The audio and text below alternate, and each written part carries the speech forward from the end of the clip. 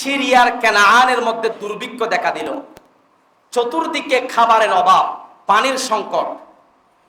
যখন দুর্ভিক্ষ দেখা দেয়, কেনানের লোকেরা এবার কেনান ছেড়ে মিশরের দিকে ছুটে চলছে। ইব্রাহিম আলাইহিস সালাম লক্ষ্য করলেন কেনানে যেহেতু দুর্ভিক্ষ, এই দুর্ভিক্ষপূর্ণ মুহূর্তে লোকেরা মিশর চলে যাচ্ছে, আমি আর এখানে বসে থেকে লাভ কি? আমিও আমার স্ত্রী এবং বাতিজাকে নিয়ে মিশর চলে যায়। কেনান থেকে আবার মিশর। তৎকালীন মিশরের শাসক যারা ছিল তাদের উপাধি হচ্ছে ফেরাউন।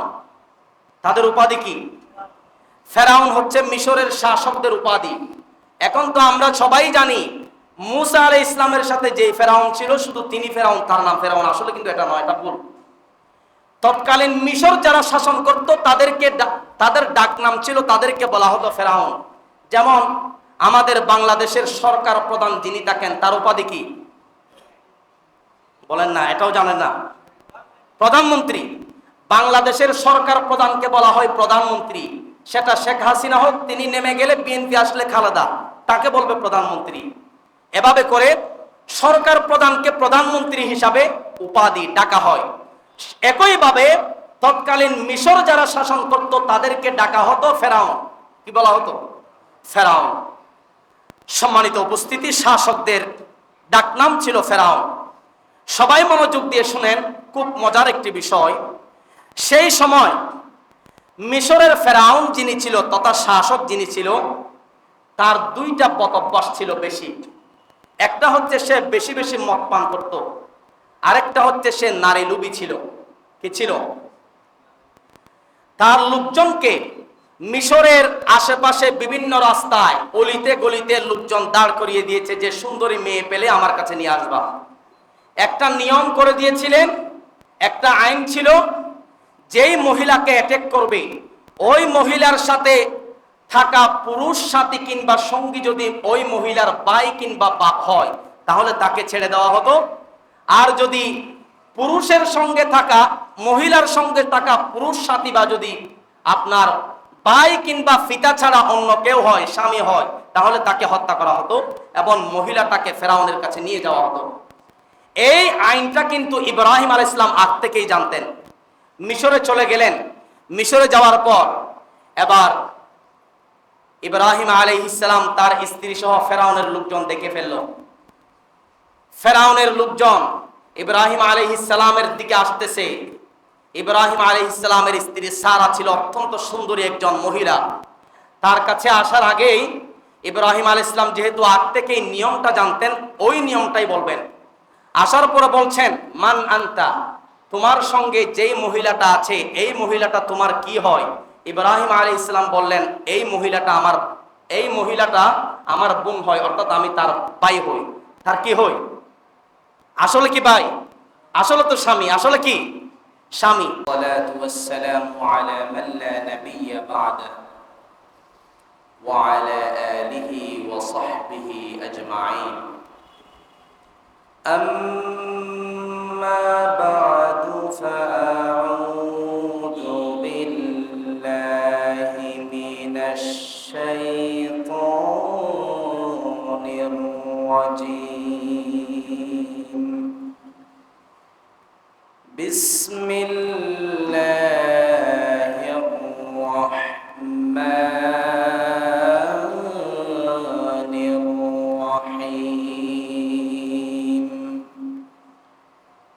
إن الله وملائكته يصلون على النبي يا أيها الذين آمنوا صلوا عليه وسلموا تسليما. اللهم صل على سيدنا مولانا محمد وعلى آل سيدنا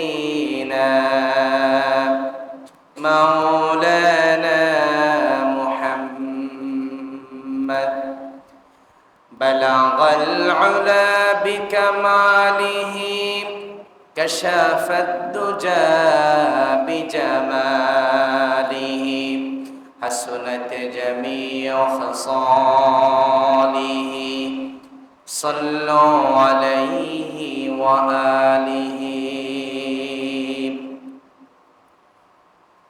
يا رب صل وسلم دائما أبدا على حبيبك خير الخلق كلهم بلغ العلا بكماله كشف الدجى بجماله حسنت جميع خصاله صلوا عليه وآله সবাই মোহাব্বতে একটু জিকির করুন লা ইলাহা ইল্লাল্লাহ লা ইলাহা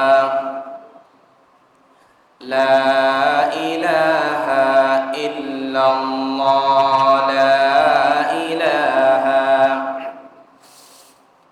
لا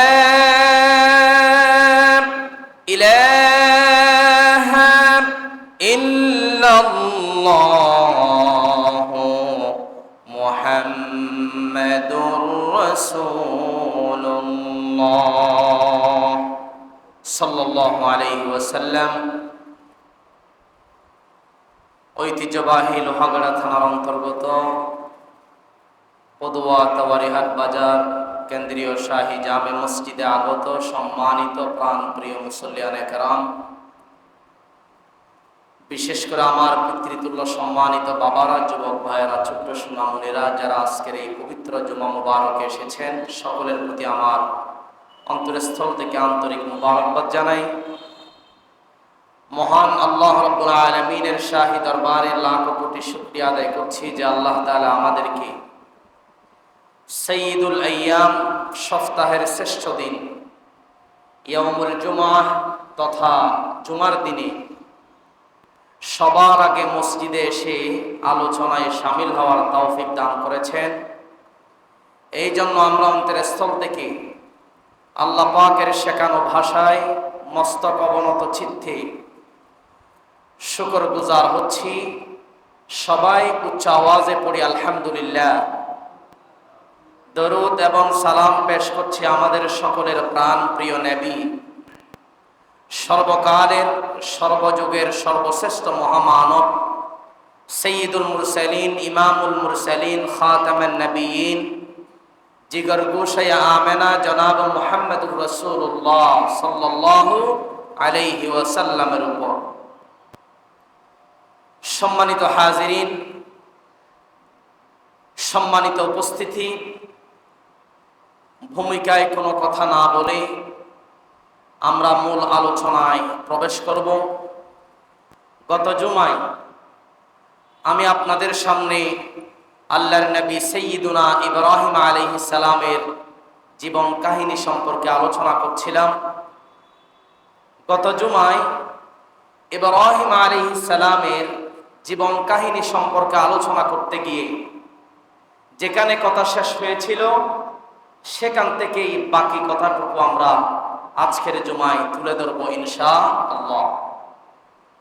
গত জুমায় আমি আপনাদেরকে বলছিলাম ইব্রাহিম আলাইহিস সালাম সর্বপ্রথম তার জন্মদাতা বাপ আজরকে ইসলামের দাওয়াত দিলেন।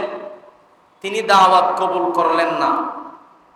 অতঃপর ইব্রাহিম আলাইহিস সালাম তার জাতিদেরকে ইসলামের দাওয়াত দিলেন, তারাও দাওয়াত কবুল করলেন না। প্রত্যেকেই দাওয়াতকে প্রত্যাখ্যান করল। এতটুকু পর্যন্ত আমি গত জুমায় বলছিলাম। এক পর্যায়ে ইব্রাহিম আলাইহিস সালামের স্বজাতির লোকেরা দেখল আসলেই তাদের সবগুলো ভুল। স্বজাতির লোকেরা যা করছে, শিরক করছে, মূর্তি পূজা করছে, তারকা পূজা করছে, চন্দ্র পূজা, সূর্য পূজা করছে, তারা বিবেক দিয়ে চিন্তা করলো আসলে আমরা যা করছি সবগুলো হচ্ছে ভুয়া, সবগুলো ভুল। অবশেষে সম্প্রদায়ের লোকেরা তাদের ইজ্জত রক্ষার্থে ইব্রাহিম আলাইহিস সালামের সাথে তর্কে লিপ্ত হলো। তারা ঈমান আনতে রাজি নয়। ঈমান আনলেই বাপ দাদার ধর্মের উপর আঘাত আসবে বিদায় তারা ঈমান আনতে রাজি নয়, কিন্তু তারা যা করছে তা যে ভুল এটা তারা স্বীকার করে। ঈমান না এনে তারা বরং ইব্রাহিম আলাইহিস সালামের সাথে তর্কে বিতর্কে লিপ্ত হয়ে গেল।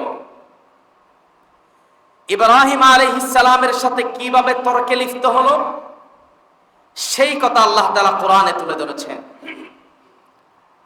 সম্প্রদায়ের লোকেরা ইব্রাহিম আলাইহিস সালামের সাথে যে তর্কে লিপ্ত হলো সেই কথা কুরআনুল কারীমে আল্লাহ তাআলা এভাবে তুলে ধরলেন, ওয়াহাজ্জাহু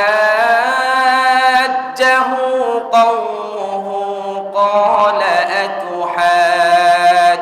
আতুহাজ্জুনি ফিল্লাহি ওয়াকাদ হাদান ওয়ালা আখাফু মা তুশরিকুনা বিহি ইল্লা আন ইয়াশাআ রাব্বি শাইআন ওয়াসি'a রাব্বি কুল্লা শাইইন ইলমা আফালা তাতাযাক্কারুন। আল্লাহ তাআলা বলছেন ইব্রাহিম আলাইহিস সালামের সম্প্রদায়ের লোকেরা তার সাথে তর্কে বিতর্কে লিপ্ত হয়ে গেল। ইব্রাহিম আলাইহিস সালাম বললেন, ওগো সম্প্রদায়ের লোকেরা, তোমরা কি আমার সাথে তর্কে লিপ্ত হয়েছো নাকি আল্লাহর ব্যাপারে? অথচ আমার রব আমাকে হিদায়াত দিয়েছেন। ইব্রাহিম আলাইহিস সালাম বললেন, ওগো সম্প্রদায়ের লোকেরা, ওগো সম্প্রদায়ের লোকেরা, তোমরা যা কিছু করছো আমার রবের সাথে তোমরা যা শরীক করো, আমি কোনো কিছুকেই ভয় করি না, তবে আমার রব যা কিছু করতে চান। ওগো সম্প্রদায়ের লোকেরা, আমি শুধু এই পৃথিবীতে আমার সৃষ্টিকর্তা আল্লাহকে ভয় করি, আমি আর কাউকে ভয় করি না। আমার রব ইলম দ্বারা সবকিছুকে পরিব্যাপ্ত করে আছেন। ওগো সম্প্রদায়ের লোকেরা, এর পরেও কি তোমরা উপদেশ গ্রহণ করবে না? অবশেষে কোনোভাবেই তারা ইব্রাহিম আলাইহিস সালামের দাওয়াত কবুল করল না। তারা মূর্তি পূজা এবং তারকা পূজার মধ্যেই লিপ্ত ছিল। এবার সাইয়্যিদুনা ইব্রাহিম আলাইহিস সালাম বললেন, ওগো সম্প্রদায়ের লোকেরা, তোমাদেরকে এত পরিমাণ দাওয়াত দেওয়ার পরে, এত পরিমাণ বোঝানোর পরেও তোমরা যেহেতু বুঝতে চাও না, তাহলে তোমাদের মূর্তিগুলো সম্পর্কে আমাকে কোনো কিছু করতে হবে।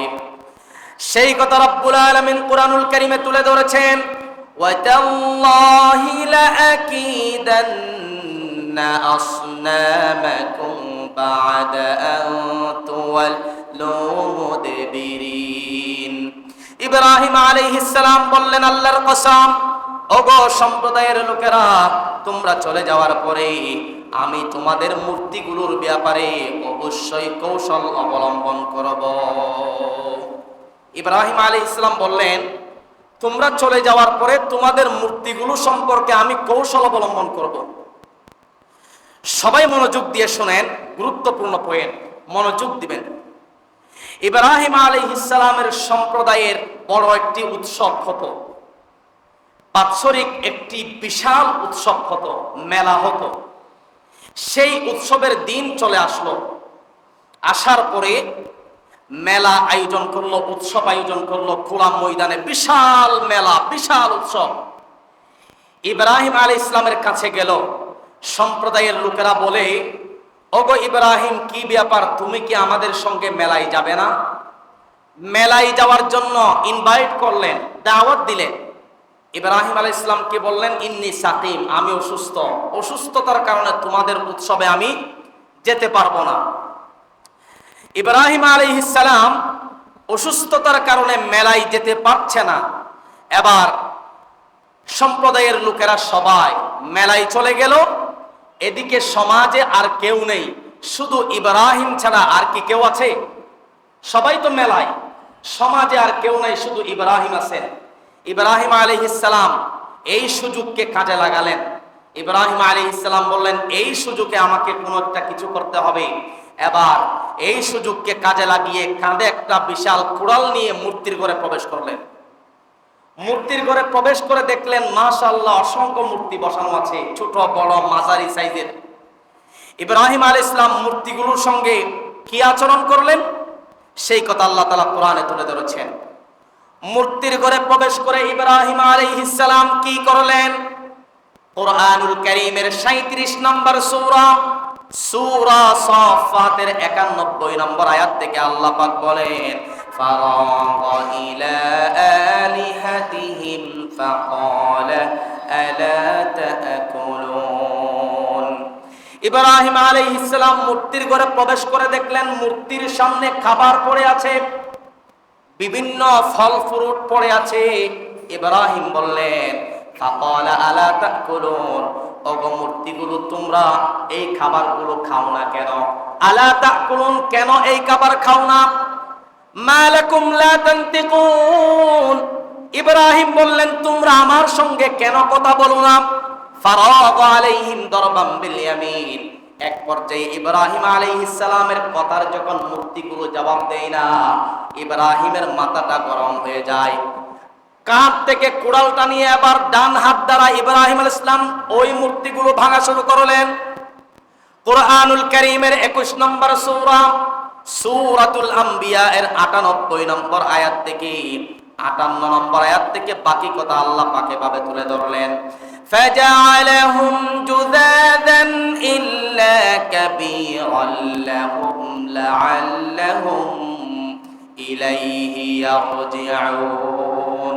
অতঃপর উৎসব থেকে সম্প্রদায়ের লোকেরা সমাজে আসলো, আসার পরে মূর্তির ঘরে প্রবেশ করলো।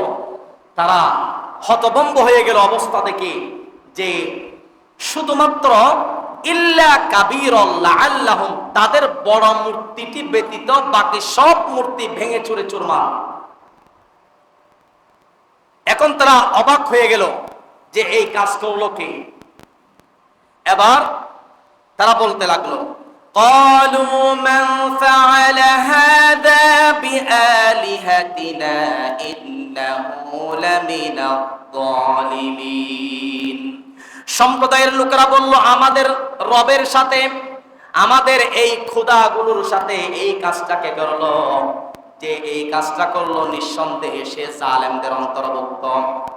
অতঃপর সম্প্রদায়ের মধ্য থেকে কেউ কেউ বলতে লাগলো, ক্বালু সামি'না ফাতান ইয়াযকুরুহুম ইউকালু লাহু ইব্রাহিম। সম্প্রদায়ের লোকদের মধ্যে দুই একজনে বলতে লাগলো, এই মূর্তি ভাঙার কাজটা হচ্ছে নিশ্চয় ইব্রাহিমের, কারণ ইব্রাহিম সব সময় আমাদের মূর্তিগুলোর বিরুদ্ধে কথা বলতেন, এটাই তার কাজ, আর কারো কাজ হতে পারে না।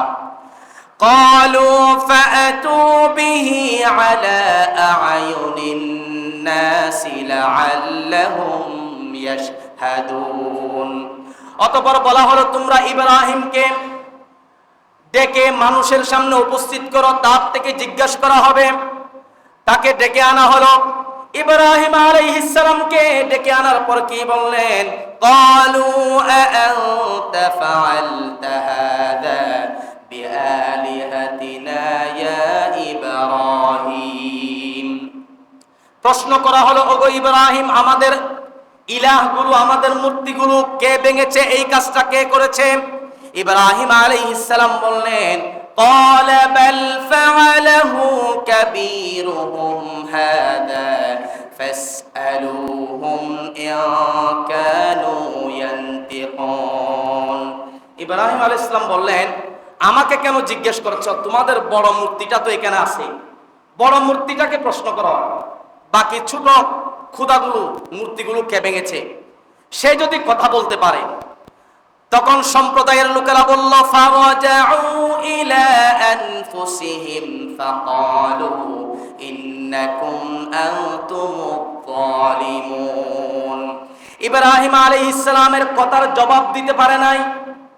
এক পর্যায়ে সম্প্রদায়ের লোকদের মধ্যে কিছু দূরে গিয়ে একে অপরকে বলতে লাগলো, আসলেই তোমরা জালেম। নিজেদের মধ্যে নিজেরাই বলতেছে একে অপরকে, তোমরাই জালেম। এরপরে কি হলো?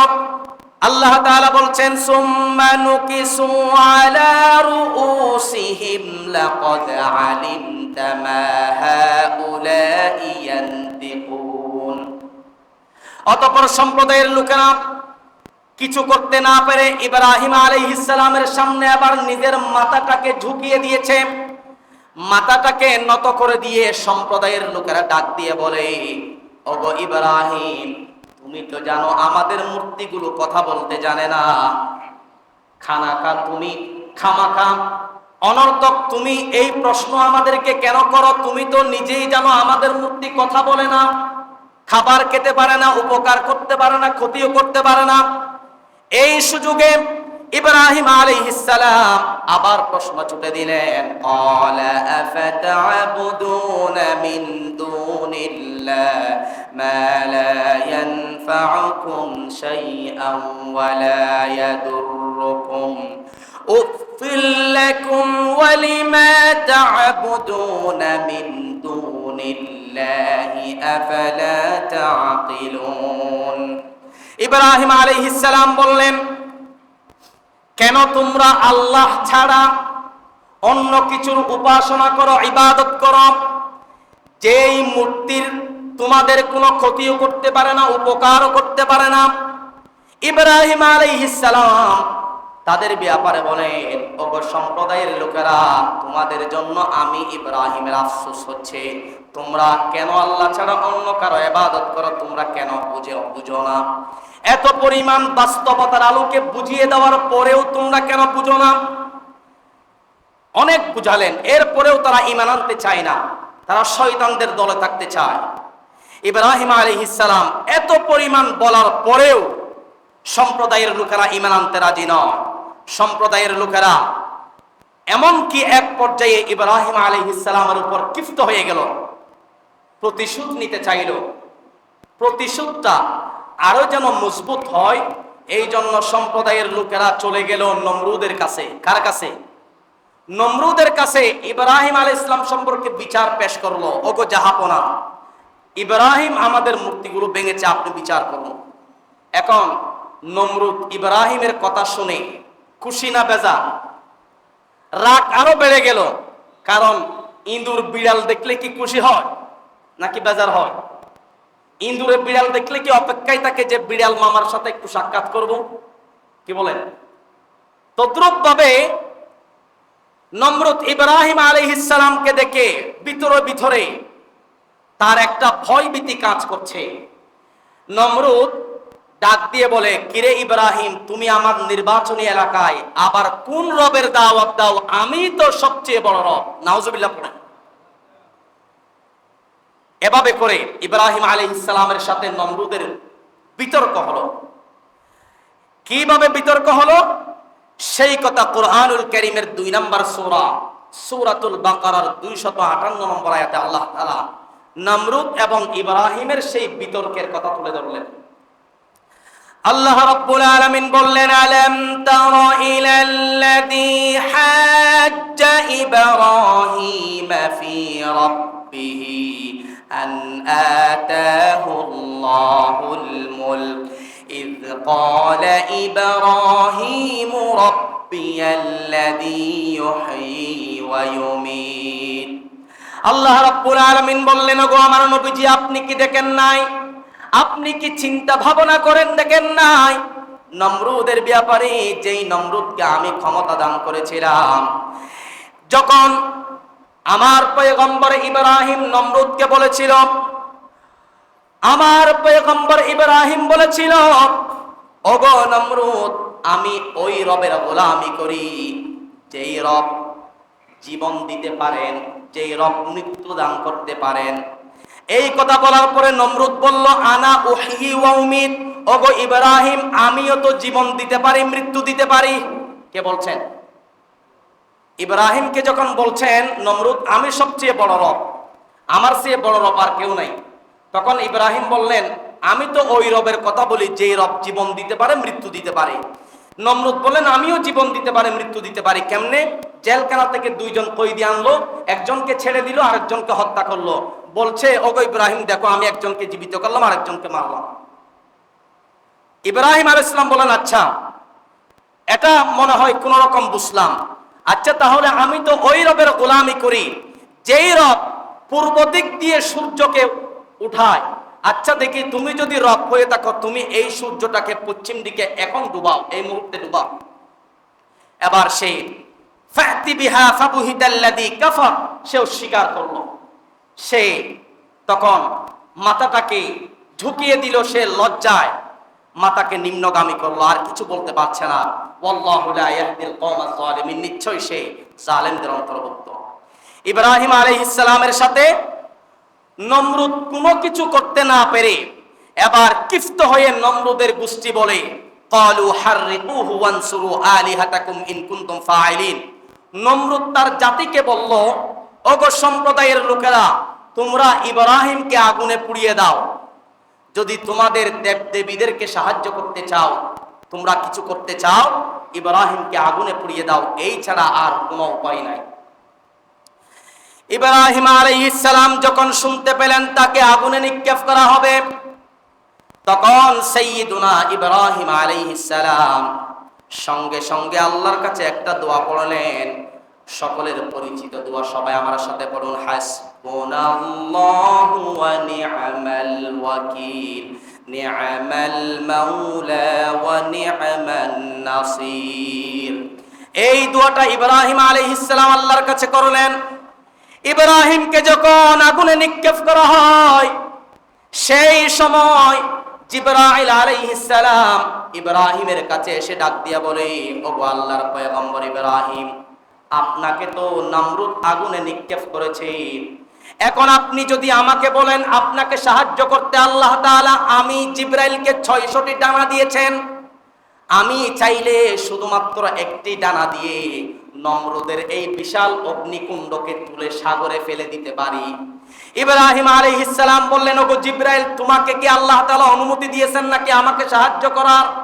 বলছেন না, অনুমতি দেয় নাই। ইব্রাহিম ডাক দিয়া বলে, তাহলে তোমার সাহায্যের দরকার নাই। এভাবে করে আসমান থেকে মিকাইল ফেরেশতা ডাক দিয়া বলে, ওগো আল্লাহর পয়গম্বর ইব্রাহিম, আপনি যে নমরুদের আগুনে নিক্ষিপ্ত হয়েছেন, আপনার এই অবস্থা দেখি আমার খুব কষ্ট হচ্ছে। আপনি যদি আমাকে বলেন আমার রব আমাকে বৃষ্টি দেওয়ার জন্য আমাকে বৃষ্টি বর্ষণের দায়িত্ব দিয়েছেন, আপনি যদি আমাকে বলেন তাহলে আমি মুষলধারে বৃষ্টি বর্ষণ করব, সেকেন্ডের মধ্যে নমরুদের আগুনকে নিভিয়ে দিতে পারি। তখন ইব্রাহিম আলাইহিস সালাম মিকাইল আলাইহিস সালামের প্রশ্নের জবাব দেয়, ওগো মিকাইল, তোমাকে কি আল্লাহ তাআলা অনুমতি দিয়েছেন নাকি আমাকে সাহায্য করার? মিকাইল বলে, অনুমতি দেয় নাই, এরপরেও আপনি যেহেতু আল্লাহর পয়গম্বর, আমার কষ্ট হচ্ছে, বিদায় বলছি। তখন ইব্রাহিম আলাইহিস সালাম ডাক দিয়া বলে, ওগো মিকাইল, শুনে রাখো, আমার রব যদি নমরুদের এই অগ্নিকুণ্ডে নিক্ষেপ হওয়াকে ভালোবাসে, আমি আগুনে পুড়ে ছাই হয়ে যাব, এটা যদি আমার রব চাই, ভালোবাসেন, মহাব্বত করেন এই কাজটাকে, তাহলে আমি ইব্রাহিম একবার দুইবার নয়, বরং হাজারো নমরুদের আগুনে নিক্ষিপ্ত হওয়ার জন্য আমি ইব্রাহিম রাজি আছি। কোন সুবহানাল্লাহ। হাজারবার আমি রাজি আছি নমরুদের আগুনে যাওয়ার জন্য। এরকম থাকতে হবে ইমানদারের ইমানি জজবা। ইব্রাহিম আলাইহিস সালামের এই কথা শুনে আরশের মালিক আল্লাহ তাআলা খুশি হয়ে গেলেন ইব্রাহিমের প্রতি। নমরুদের গোষ্ঠী এবার ইব্রাহিম আলাইহিস সালামকে বিশাল অগ্নিকুণ্ডে নিক্ষেপ করলো। নিক্ষেপ করার পরে তারা ভেবেছিল ইব্রাহিম বোধহয় জ্বলে পুড়ে ছাই হয়ে গেছে, কিন্তু ঘটনা ঘটে গেল অন্যরকম। ঘটনা অন্যরকম ঘটে গেল, কারণ আগুনের মালিক হচ্ছেন একজন, তিনি কে? রিজিকের মালিক কে? হায়াতের মালিক কে? মৌতের মালিক কে? পানির মালিক কে? সব কিছুর মালিক আল্লাহ। সেই আল্লাহ সঙ্গে সঙ্গে আগুনকে অর্ডার করে দিলেন। আগুনকে অর্ডার করে দিয়ে কোরআন আয়াত নাজিল করলেন, কুলনা ইয়া নারু কুনি বারদাও ওয়া সালামান আলা ইব্রাহিম। আল্লাহ বলছেন, হে আগুন, তুমি আমার ইব্রাহিমের জন্য শীতল ও নিরাপদ হয়ে যাও। সুবহানাল্লাহ পড়েন। আগুনের ভিতরে এয়ার কন্ডিশন কে করে দিয়েছেন? সম্মানিত উপস্থিতি, ইব্রাহিম আলাইহিস সালামকে আগুনের কুণ্ডলিতে নিক্ষেপ করার পরেও ইব্রাহিম আলাইহিস সালামকে অক্ষত রেখেছিলেন যিনি, তিনি কে? সেই আল্লাহ বোধহয় এখন আর নাই, থাকলেও পাওয়ার আগের মতো নাই। কি বলেন? বিশ্বাস হয়? তাহলে দ্বীনের পক্ষে থাকলে, ঈমানের পক্ষে থাকলে, ইসলামের পক্ষে থাকলে সাহায্য আসবে কার পক্ষ থেকে? আল্লাহর পক্ষ থেকে। এটা বিশ্বাস রেখে ইসলামের কাজ করতে হবে, দ্বীনের জন্য কাজ করতে হবে। আল্লাহ তাআলা আমাদের সবাইকে ইসলামের পক্ষে দ্বীনের জন্য কাজ করার তৌফিক দান করেন। আমরা পড়ি আমিন।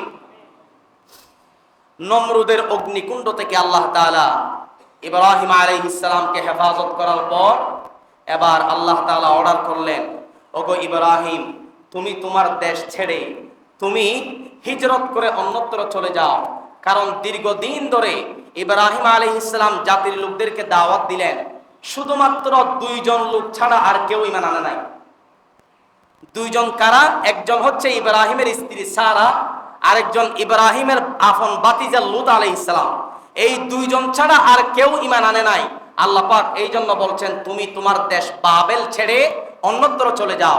এবার আল্লাহর অর্ডার মোতাবেক ইব্রাহিম আলাইহিস সালাম নিজের স্ত্রী সারা এবং আপন ভাতিজা লূতকে সঙ্গে নিয়ে বাবেল ছেড়ে সিরিয়ার তথা শামের কেনানের দিকে হিজরত করা শুরু করলেন।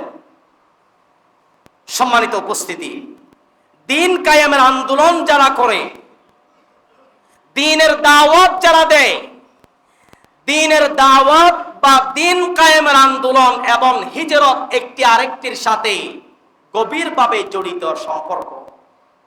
এই জন্য পৃথিবীতে অসংখ্য নবীরা আল্লাহর দ্বীনের দাওয়াত দেওয়ার কারণে নিজের ঘর বাড়ি এমনকি দেশ ছেড়ে হিজরত করতে বাধ্য হয়েছে।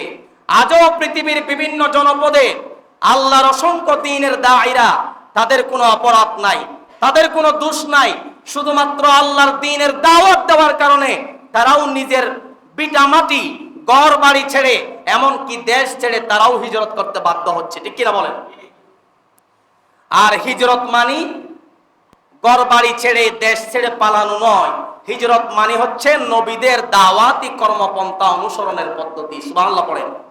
সম্মানিত উপস্থিতি, ইব্রাহিম আলাইহিস সালাম তার স্ত্রী সারা এবং আপন ভাতিজা লূত আলাইহিস সালামকে সঙ্গে নিয়ে আল্লাহ তাআলার অর্ডার মোতাবেক এবার নিজের দেশ বাবেল থেকে শামের সিরিয়ার কেনানের দিকে সে প্রত্যাবর্তন করা শুরু করলেন, হিজরত করা শুরু করলেন।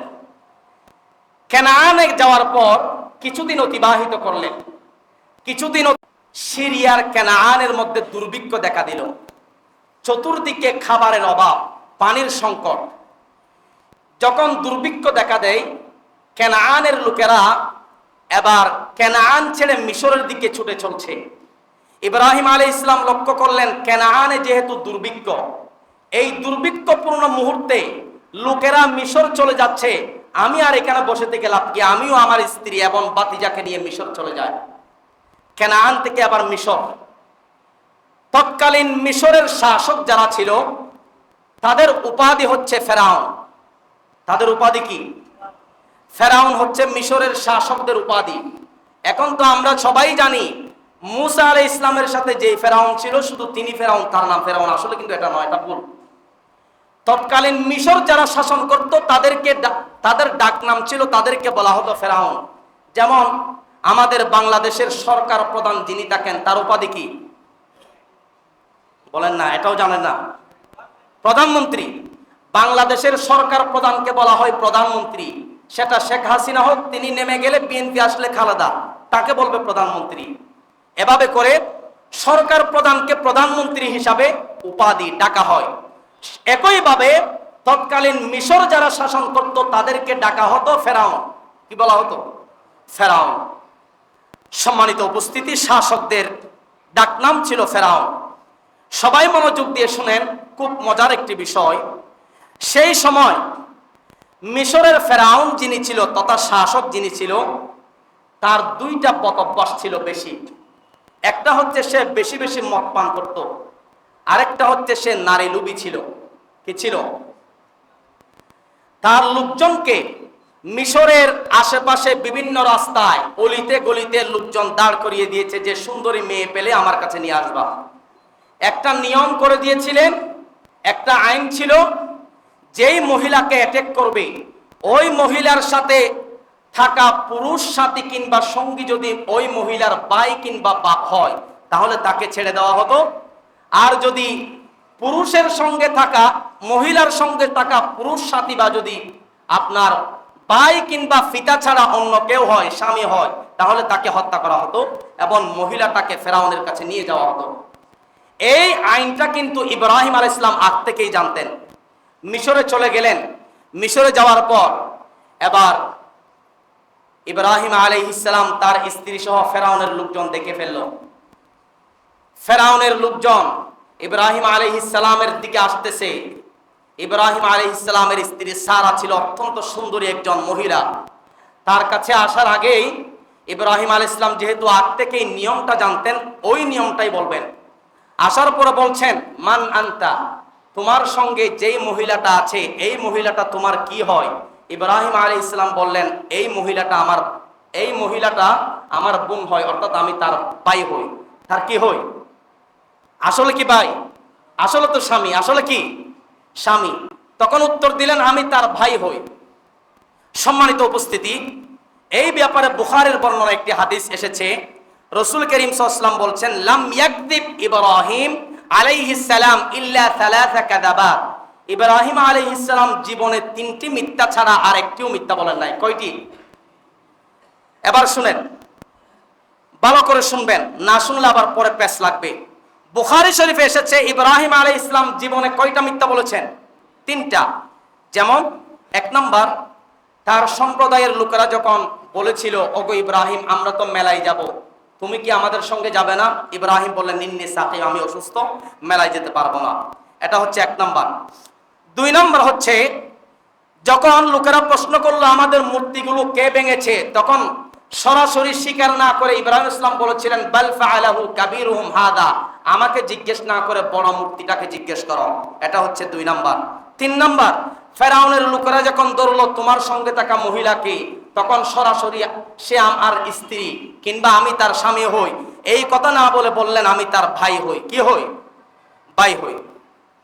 যদিও হাদিসে বলা হয়েছে 3টি কথা মিথ্যা, কিন্তু উলামায়ে কেরাম, মুহাদ্দিসিনে কেরাম, ফুকাহাগণ বলেছেন হাদিসে যদিও বা বলা হয়েছে 3টি মিথ্যা, ইব্রাহিম আলাইহিস সালাম এই 3টি কথা আসলে, যে 3টি কথা মিথ্যা মনে হচ্ছে, মিথ্যা মনে হলেও আসলে বাহ্যিক অর্থে আমরা দেখছি মিথ্যা, কিন্তু আসলেই বাস্তবতার দিক দিয়ে এই 3টা কথাগুলো মিথ্যা নয়, এই 3টা কথাগুলো সত্য। সুবহানাল্লাহ পড়েন। বরং অলংকার শাস্ত্রের পরিভাষায় এটাকে বলা হয় আত-তাওরিয়া। এটাকে কি বলা হয়? এটা হচ্ছে অলংকার শাস্ত্রের একটা পরিভাষা। এই পরিভাষার নীতি অবলম্বন আপনিও করলে আপনি মিথ্যা বলবেন না। এটা একটা নীতি অবলম্বন করেছেন। আসলে কোরআন হাদিস ব্যাখ্যা করতে গেলে শুধু বাংলা অনুবাদ করেই ব্যাখ্যা করলে হবে না। কোরআন হাদিস ব্যাখ্যা করতে গেলে আপনাকে ইলমুল বালাগাত, ইলমুল লুগাত এর সম্পর্কে আপনাকে জানতে হবে। বর্তমান আমাদের দেশে অধিকাংশ বাংলায় পড়ুয়া যাদেরকে আহলে হাদিস নামে চিনেন, এদিকে আমি বলবো না, তারা মোবাইল থেকে বুখারী শরীফ, মুসলিম শরীফ বের করে দলিল দেয় যে কোরআনের দ্বারা বাংলা ব্যাখ্যা পড়ে পড়ে মানুষদের ভুল ধরতে চায়। ঠিক কিনা বলেন? যারা ইলমুল বালাগাত, ইলমুল লুগাত এই সম্পর্কে জ্ঞান অর্জন না করে বাংলায় পড়ে অনুবাদ করে মানুষকে সঠিক করতে চায়, সে নিজেও সঠিক হবে না এবং সে মানুষকে গুমরা করবে। ঠিক কিনা বলেন? তাদের দলে যাওয়া যাবে না, তারা পথভ্রষ্ট, নিজেও পথভ্রষ্ট, আরেকজনকেও তার দলে নিয়ে যেতে চায়। যাই হোক, কোরআন হাদিসের ব্যাখ্যা করতে গেলে ইলমুল বালাগাতের ইলম লাগবে, এর সম্পর্কে গভীর পড়তে হবে, জানতে হবে। এই জন্য অলংকার শাস্ত্রবিদ যারা, তারা বলেছেন ইব্রাহিম আলাইহিস সালাম সম্পর্কে হাদিসে যেই 3টি মিথ্যা কথা বলা হয়েছে, আসলে বাহ্যিক অর্থে মিথ্যা মনে হচ্ছে, কিন্তু তিনি আসলে মিথ্যা বলেন নাই। বাস্তবে এগুলো মিথ্যা নয়। অলংকার শাস্ত্রের পরিভাষায় এটাকে বলা হয় আত-তাওরিয়া। আত-তাওরিয়া শব্দের অর্থ হচ্ছে, এটা আরবি শব্দ, এর অর্থ হচ্ছে বোধক পরিভাষা, অর্থাৎ বক্তা কথা বলবে এক উদ্দেশ্যে আর শ্রোতা বুঝবে অন্য উদ্দেশ্য। কথা এখনো বুঝেন নাই? যেমন আমি বলছি একটা উদ্দেশ্য আপনাকে, আপনি বুঝে নিয়েছেন অন্য আরেকটা উদ্দেশ্য। ঠিক ওই ইব্রাহিম বলেছেন এক উদ্দেশ্যে, তারা বুঝে নিয়েছেন অন্য উদ্দেশ্য। যেমন আরো ভালোভাবে বোঝার জন্য একটা ঘটনা বলি। আমাদের নবীজি একদিন বলেছিলেন কোন বুড়ি মহিলা জান্নাতে যাবে না। আসলে কি বুড়ি মহিলা জান্নাতে যাবে না? নবীজি কি মিথ্যা বলেছেন? বুড়ি মহিলা শুনে সে কান্নাকাটি শুরু করে দিল যে বুড়ি মহিলা যদি জান্নাতে না যায় তাহলে আমার কি অবস্থা হবে। তখন কান্নাকাটি যেহেতু শুরু করেছেন, নবীজি বলছেন, ওগো মা, আসলে আমি এটা বোঝাতে চেয়েছিলাম বুড়া বুড়ি অবস্থায় জান্নাতে যাবে না, যুবক যুবতী বানিয়ে আল্লাহ তাআলা জান্নাতে দিবেন। সুবহানাল্লাহ পড়েন। তো নবীজি কি মিথ্যা বলেছেন? নবীজি এখানে আত-তাওরিয়া এর নীতি অবলম্বন করে বলেছেন। এভাবে করে আমাদের নবীজি এবং আবু বকর একদিন সফরে বের হয়েছেন, দুশমন সামনে পড়ে গেছে। দুশমন জিজ্ঞেস করলো তোমরা কারা? তখন যদি নবীজি বলেন আমি আল্লাহ রসুল, আমার পাশে আছে আবু বকর, তখন তো অবস্থা 12টা বাজবে, ঠিক কিনা বলেন? তখন নবীজি আত-তাওরিয়া এই শব্দের নীতি অবলম্বন করে বললেন নাহনু মিন মা। মা শব্দের অর্থ হচ্ছে পানি। মা শব্দের অর্থ কি? তখন শত্রুরা ভেবেছিল আসলেই বোধহয় এই দুইজন লোক পানির তালাশে এসেছে, পানির জন্য এসেছে, পানি খুঁজতেছে। তো নবীজি বললেন আসলেই তো আমরা পানি থেকে পয়দা হয়েছি। আমরা কোথায় থেকে পয়দা হয়েছি? আমি শত্রুর জবাবে বললাম মা, নাহনু মিন মা, আমরা পানি থেকে এসেছি। তো আসলেই তো মানব সৃষ্টিকে আল্লাহ পানি থেকে সৃষ্টি করেছেন। সুতরাং নবীজি কি মিথ্যা বলেছেন? এখানে মিথ্যা বলেন নাই। ঠিক একই ভাবে ইব্রাহিম আলাইহিস সালামের তিনটি কথা বাহ্যিকভাবে মিথ্যা মনে হলেও বাস্তবতার দিকে তিনি মিথ্যা বলেন নাই, এগুলো সত্য। সম্মানিত উপস্থিতি, দেখেন একটু সংক্ষেপে বিস্তারিত করি। 1 নম্বর মিথ্যা যেটা, সম্প্রদায়ের লোকেরা যখন মেলায় যাচ্ছিল তখন ইব্রাহিম বলেছিলেন ইন্নী সাকিম, আমি অসুস্থ।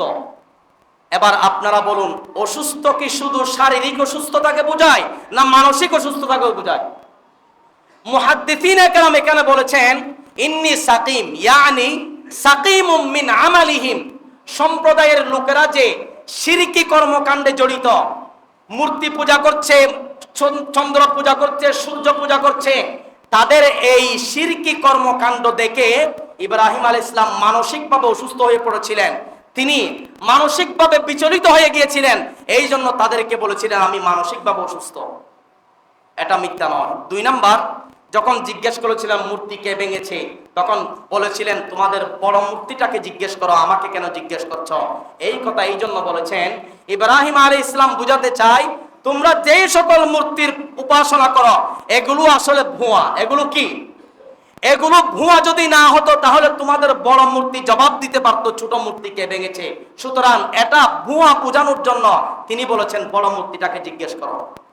নাম্বার 3 নাম্বার যেই কথা বলেছিলেন, ফেরাউনের লোকজন যখন ধরলেন যে ওই মহিলা আমার বোন হয়, আমি তার ভাই হই, এখানে এসে আপনারা বলতে পারেন হুজুর এখানে কি যুক্তি দিবেন? এটা আরো সহজ।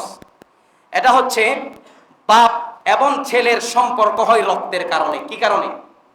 রক্তের কারণে বাপ ছেলের সম্পর্ক। কিন্তু দ্বীনি সম্পর্কে বাপ ছেলে উভয়কে ভাই বলতে পারেন। কি বলতে পারেন? দ্বীনি সম্পর্কে আল মুসলিম ও আখুল মুসলিম, সবাই তো ভাই ভাই। ইন্নামাল মুসলিমুনা ইখওয়া, মুসলমান মুসলমান ভাই। তো ইসলামের দিক দিয়ে বাপ বেটা ভাই, কিন্তু রক্তের সম্পর্কে বাপ বেটা, বাপ এবং ছেলে ভাগ ভাগ। তো সেদিক দিয়ে ইব্রাহিম আলাইহিস সালাম বলেছিলেন যে আমার স্ত্রী যদিও বা আমার স্ত্রী হয় কিন্তু দ্বীনি ক্ষেত্রে সে আমার কি বোন হয়, আমি তার ভাই হই। অন্য বর্ণনায় এসেছে সারা আলাইহাস সালাম তিনি ইব্রাহিম আলাইহিস সালামের আপন চাচাতো বোন ছিলেন, চাচাতো বোনকে বিবাহ করেছেন। তাহলে সেদিক থেকেও ইব্রাহিম আলাইহিস সালাম তো মিথ্যা বলেন নাই, সেদিক থেকেও তো ঠিক আছে, ঠিক কিনা বলেন? এটা মিথ্যা নয়। সম্মানিত উপস্থিতি, ইব্রাহিম আলাইহিস সালাম নিশ্চিত জানতে পারলেন ফেরাউনের লোকজন সারাকে অপহরণ করে নিয়ে যাবে। এবার ইব্রাহিম আলাইহিস সালাম তার স্ত্রী সারার কাছে এসে বললেন, ওগো সারা, আমাকে তো জিজ্ঞেস করছে ফেরাউনের লোক তুমি আমার কি হও, আমি তোমার ভাই কিংবা তুমি আমার বোন, এরকম আমি তাদেরকে বলেছি। তুমি আবার আসল কথাটা ফেরাউনকে বলে দিও না, তাহলে বিপদে পড়ে যাব। ফেরাউনের লোকজন এসে ইব্রাহিমকে জিজ্ঞেস করলো, যখন বলল ভাই, তখন সে জায়গায় আছে। সারাকে ফেরাউনের রাজদরবারে নিয়ে যাওয়া হলো। নিয়ে যাওয়ার পর এবার সারাকে যখন ফেরাউন তার দিকে হাত বাড়াতে চায়, তখন আল্লাহ তাআলা অটোমেটিক কুদরতি ভাবে ফেরাউনের হাত এবং পাকে অবশ করে দেয়। আল্লাহু আকবার বলেন। সম্মানিত উপস্থিতি, ইব্রাহিম তার স্ত্রীকে বলেছেন, তোমাকে জিজ্ঞেস করলে তুমি বলবা আমি তার ভাই হই, কিংবা তুমি আমার বোন হও, এরকম বলবা ফেরাউনকেও। কারণ দ্বীনি ক্ষেত্রে আমরা একে অপরের ভাই। কারণ আমি দীর্ঘদিন দাওয়াত দিয়েছি, শুধু দুইজন ছাড়া আর কেউ ঈমান আনে নাই, একজন তুমি আর একজন লূত আমার ভাতিজা। দ্বীনি ক্ষেত্রে আমরা একে অপর ভাই ভাই, এটা মিথ্যা নয়। ফেরাউনকেও একই কথা বলেছে। ইব্রাহিম আলাইহিস সালামের স্ত্রী হযরতে সারা আলাইহাস সালাম আল্লাহর কাছে দোয়া করেছিলেন, ওগো আল্লাহ তাআলা, আমি আপনার উপর ঈমান এনেছি, আপনার পয়গম্বর ইব্রাহিমের উপরে ঈমান এনেছি। ওগো আল্লাহ তাআলা, আমার সতীত্ব শুধুমাত্র আমার স্বামীর জন্য উৎসর্গ করলাম। ওগো আল্লাহ তাআলা, আমি আপনার কাছে দোয়া করতে চাই, আমার সতীত্বের উপর যেন এক চুল পরিমাণও এই জালেম ফেরাউন হাত দিতে না পারে। সঙ্গে সঙ্গে আল্লাহ রাব্বুল আলামিন সারার দোয়া কবুল করলেন। সারার দিকে যখন ফেরাউন হাত বাড়ায়, সঙ্গে সঙ্গে আল্লাহ তাআলা জালেম ফেরাউনের হাত পা অবশ করে দেয়। ফেরাউন ডাক দিয়া বলে, তুমি আবার কেমন মহিলা? এর আগে তো এত মহিলার সাথে শারীরিক সম্পর্ক করলাম, এত মহিলা আমার দরবারে এসেছিল, কারো সাথে এমনটা হয় নাই। তুমি আবার কোন মহিলা যে তোমার দিকে হাত বাড়ানোর সঙ্গে সঙ্গে হাত পা অবশ হয়ে যায়? ওগো সারা, তুমি তোমার রবের কাছে দোয়া করো, তোমার রব যেন আমার হাত পা সুস্থ করে দেয়। এবং সারা এবার আল্লাহর কাছে দোয়া করলেন। দোয়া করার পরে জালেম ফেরাউনের হাত পা ভালো হয়ে যায়। যখন ভালো হয়ে যায়, আবার তার অন্তরে নারী লোভীর দৃষ্টি আসে না নাই? আবার সারার দিকে হাত টানে, আল্লাহ তাআলা আবার হাত পা অবশ করে দেয়। এভাবে 2, 3, 4 বার যখন করলেন, আবার অবশ হয়ে যায়। অবশেষে সারাকে বললেন, আমি আর করব না, তোমার আল্লাহর কাছে আবার দোয়া করো, এটাই শেষ। আল্লাহর কাছে দোয়া করলেন। এবার আল্লাহ তাআলা দোয়া কবুল করলেন, ফেরাউনের হাত পা সুস্থ করে দেয়। ফেরাউন ডাক দিয়ে বলে, রাজ দরবারের লোকদেরকে ডাক দিয়ে বলে, ওগো লোকেরা, তোমরা আমার কাছে কেমন মহিলা এনেছো, ধরে এনেছো, যেই মহিলা সাধারণ কোন মহিলা হতে পারে না। এটা এক অসাধারণ মহিলা। আসলে এই সারার সাথে আমি অন্যায় করেছি, আমি এই মহিলাকে খুব কষ্ট দিয়েছি। একটা কাজ করো ওগো লোকজন, আমার রাজ দরবার থেকে এই সারাকে একটা বাদী উপহার দাও। কি উপহার? একটা বাদী উপহার দাও। এবার ফেরাউনের কথা অনুযায়ী সারাকে একটা বাদী উপহার দিলেন। বাদী যেই মহিলাকে উপহার দিলেন, সেই মহিলা হচ্ছে হাজেরা। সেই মহিলাকে হাজেরাকে বাদী উপহার দিলেন সারার কাছে। পরবর্তীতে হাজেরা ইব্রাহিমের স্ত্রী হয়েছিলেন। দেখেন, সারাকে বাঁধি দিয়েছিলেন একজন গোলাম বাঁধি, ইব্রাহিমের স্ত্রী হয়েছেন পরবর্তীতে। সুবহানাল্লাহ পড়েন। এবার সারা ফেরাউনের রাজ দরবার থেকে ওই গিফট বাঁধিকে নিয়ে আপনার ইব্রাহিমের কাছে এসেছেন। স্বামীর কাছে এসে সমস্ত কাহিনী করে বললেন। এবার ইব্রাহিম আলাইহিস সালাম সঙ্গে সঙ্গে আল্লাহর দরবারে সিজদায় পড়ে দুহাত তুলে দোয়া করে, ওগো আল্লাহ তাআলা, আপনার প্রশংসা আমি করে শেষ করতে পারবো না, আমি আপনার প্রশংসা করে শেষ করতে পারবো না। ওগো আল্লাহ তাআলা, আপনি আমাকে নমরুদের অগ্নিকুণ্ড থেকে যেভাবে হেফাজত করেছেন, ঠিক একইভাবে আপনি আমার স্ত্রী সারাকে ফেরাউনের জালেম ফেরাউনের হাত থেকে আমার স্ত্রীকে একইভাবে হেফাজত করেছেন। সুবহানাল্লাহ। সারাকেও আল্লাহ তাআলা হেফাজত করেছেন, ইব্রাহিম আলাইহিস সালামকেও আল্লাহ তাআলা হেফাজত করেছেন। সম্মানিত হাজিরিন, সময় শেষ হয়েছে। এবার ইব্রাহিম আলাইহিস সালাম তার স্ত্রীকে নিয়ে সেখান থেকে মিশরে চলে গেলেন। কোথায় চলে গেলেন? মিশরে চলে যাওয়ার পর আবার কি হলো আগামী জুমা থেকে বলবো ইনশাআল্লাহ। আল্লাহ তাআলা আমাদেরকে হেফাজত করুন। আমিন। ওয়া আখিরু দাওয়ানা আলহামদুলিল্লাহি রাব্বিল আলামিন। আসসালামু আলাইকুম ওয়া রাহমাতুল্লাহ।